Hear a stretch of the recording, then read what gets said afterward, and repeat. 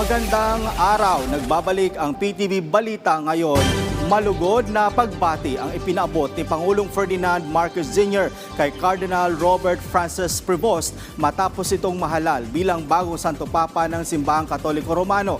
Sa isang pahayag, sinabi ng Pangulo, sa ngalan ng sambayanang Pilipino, binabati nito si Pope Leo XIV sa kanyang pagkakatalaga bilang kapalit kay Pope Francis. Dagdag pa ng Pangulo na hiling niya na ipagpatuloy ng bagong Santo Papa ang misyon ng simbahan tulad ng pagkalinga sa mahihirap, paglilingkod sa nangangailangan at pakikiisa sa naapi.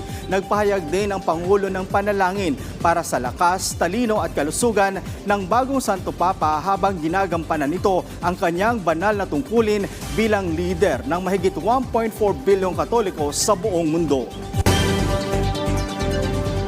At sa iba pang balita, sa pagsasagawa ng 2025 midterm elections, sinabi ng Philippine National Police or PNP, 3 na lang ang private armed group sa bansa. Bata yan sa tala ng PNP. Sa panayam kay Police Colonel Randolph Tuanyo, tagapagsalita ng PNP, sa isang pulong balitaan, sinabi nito na ang mga private armed group ay nasa Region 3, Region 7 at Region 9. Iginiit din ni Tuanyo na walang nakikita ang PNP na isang banta sa eleksyon na may kaugnayan sa mga private armed group. Sinabi rin ni Tuanyo na ang bagamat na dismantle na o nabuwag na ang private armed group sa Region 3, nasa listahan pa rin ito ng PNP dahil hindi pa tapos ang delisting process na isinasagawa ng Region 3 PNP.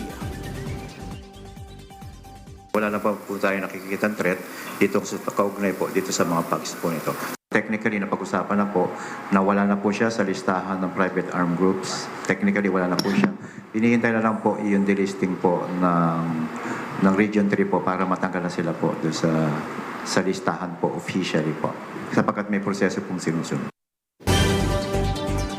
At yan ang mga balita sa oras na ito. Para sa iba pang updates, i-follow at i-like kami sa aming Facebook at X sa @PTVPH. Ako si Noel Talakay para sa Pambansang TV sa Bagong Pilipinas. Magandang tanghali.